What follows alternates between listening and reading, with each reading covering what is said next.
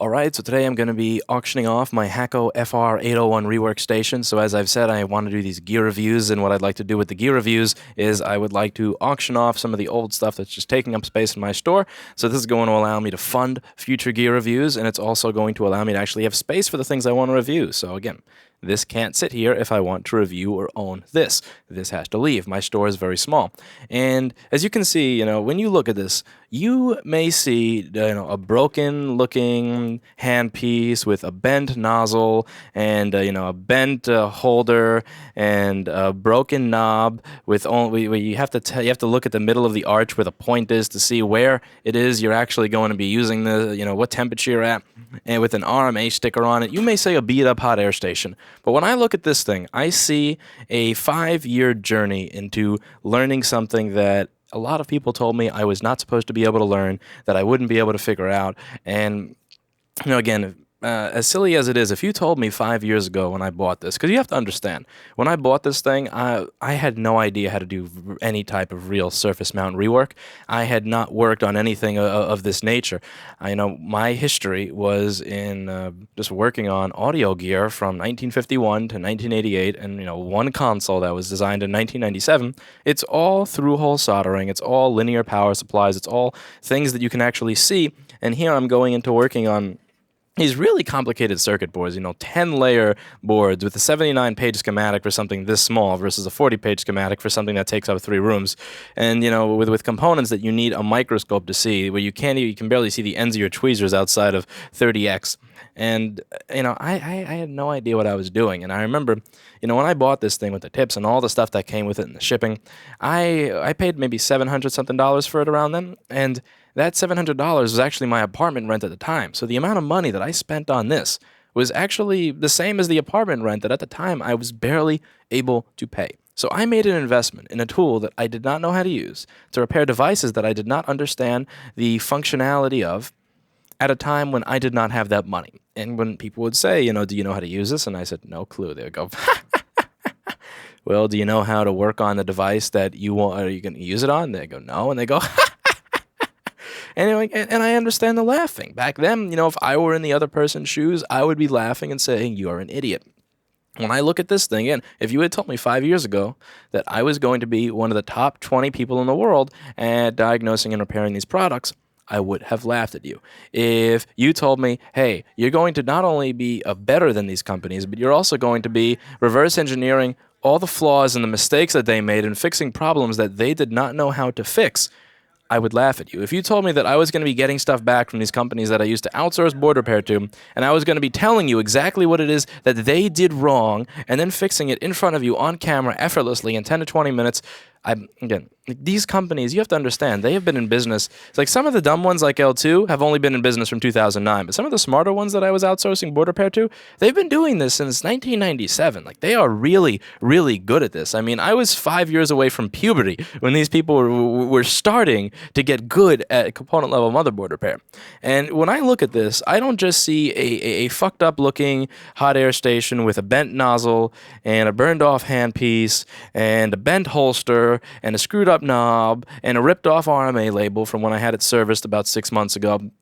What I see is the 5-year long journey that led me to repairing products that a lot of people told me for a lot of reasons that I would not be able to do. When I look at this, I see freedom. I see the emails that I wrote firing the places that sucked at what they did. I see the irritation and anger that I received when I would receive back a motherboard that I sent to a company because it would not boot into the operating system, and they would send it back saying, oh, it boots into Windows now, you're good, when I need it to boot into Mac OS X. It's a fucking MacBook motherboard. I see that irritation. I see the motivation that I had to sit here an extra 4 or 5 hours after my 8 to 10 hour workday saying, I will figure this out. This, to me, just has all the memories of me deciding I am going to put my money where my mouth is and stop saying I'm sick and tired of these idiots and actually prove that I could do it. If I think that the people that I'm outsourcing board repair to are idiots that don't know how to do it,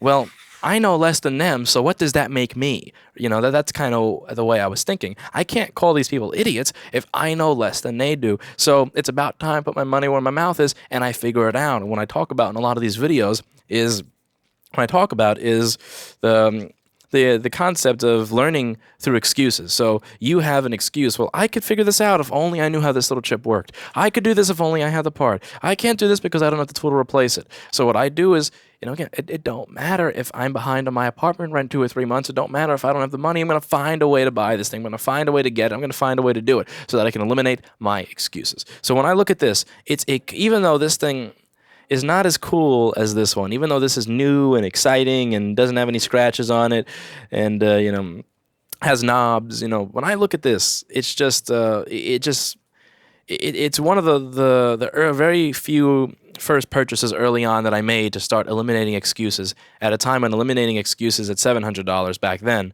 was a lot harder than eliminating a $70,000 excuse now. And and I don't get into a lot of personal stuff here or anything about my private life. As much as I talk about my business and as much as I talk about my philosophies and the things that go on here, I don't really get into a lot of personal stuff. But what I will say is that around 5 years ago, I was having a lot of trouble with some of the basic tasks that I was doing with my business. I was having trouble with, let's say, I tell my right hand to move forward, my left hand would move forward. I was just talking about something and I would forget about it mid-sentence. And I went to a doctor about it about 6 months in after hiring somebody just to help me out with a couple of things. And what I heard was fairly discouraging stuff, which is pretty much that is not something that's going to get better. That's not something we could really do much about. You should probably stop a lot of the this stuff that you're doing and just start focusing on jobs that are a little less hands-on, less critical thinking oriented. And I'm not going to get into exactly what it is, because frankly, this is YouTube, and I enjoy my privacy when it comes to these things. But I remember this thing sitting here for almost over a year, literally just collecting dust because I was so discouraged by what I had heard. And you have to realize that if your critical thinking abilities, if your memory, if your ability to move your hands with fine movements is affected, this is a job where what we do all day is we sit down in a little microscope and we pick off components that we can barely see that are right next to other components that we cannot touch that we can barely see. And then before we do that, we have to come up with the why that one component out of the other 10,000 on the board was the problem. So you can see how that could cause some issues. So this thing actually wound up sitting here for about a year. And I remember it just made me sad. For a long period of time, looking at this thing, just looking at it was a sign of defeat. It would make me depressed. I would look at it, and I remember the only time it would ever get used here is when the Wagner heat gun would break, and somebody needed to remove a glass from a MacBook Pro or an iPad screen or a MacBook Air bezel. They would grab this thing and they would use it for that. And every time I saw it get used for that, I would just feel sick inside because it felt like it was being wasted. So in addition to the idea that I can learn something that I have no experience in, that I have no tutors for, that nobody's is helping me with, it's also a sign that what people tell you about what you're capable of is wrong. And it doesn't really matter if you have any type of inhibition. It doesn't really matter if you have any kind of barrier to what you're doing. It doesn't really matter if there's anything standing between you and your goals that other people don't have in the way, that not only can you achieve your goal, but you can achieve a goal that other people who don't have those limitations, who don't have those obstacles, can achieve. And I remember that every single time I see this, because, as you see, I put all my damn components on crooked, and then I use this thing with my Amtech 559 over here to straighten it out. And there's a lot of really some bad, but a lot of really good memories attached to this. And again, if somebody 5 years ago said that I would be using this thing for the things that I'm using it for right now, I would have just laughed at him. I want to sell this to somebody who's actually going to appreciate it for what it is, which is not just the not just the fact that it's a really kick-ass hot air station. I'm not going to bother demoing it like I did in the other videos of gear that I'm selling, because if you want to see a demo of it, you're welcome to look back towards 2 years of how-to videos that I've done, where I've used this thing constantly to do anything from QFN packages, micro BGA packages, SMCs. You can do all sorts of rework with this. It's a very capable machine, and it was indeed recently service. But I want to sell it to somebody who's actually going to appreciate the journey that went along with it. That this was literally my trip from not having a clue how to do surface mount rework or work on anything other than analog audio electronics to getting close to the top of my field at something that's totally unrelated. This symbolizes the fact that if you really put your mind to it, that you can learn it. That Roy Hendrickson was right. That college can't teach you anything that you can't learn yourself if you really want to learn it. This little machine here is proof that that is true, and I want to give that to somebody who's going to appreciate it. And by give, I mean sell to the highest bidder. So you are going to see a link in the description and also in the annotations here, where if you want this, you'll be able to bid on it on my website, and you will be able to purchase one. Now, I also have another one that's in similar condition, except the knob actually works. It's a 220 volt one. This is a 120 volt one, so it will work in the US. The other one that I have here is a 220 volt one. So that one is made, to work on 220 volt circuitry. So it may not be that useful to you if you're in the US. But if you want any of these, and if you want to donate to the channel, or just buy a little piece of YouTube memorabilia, there'll be a link. And thank you for buying.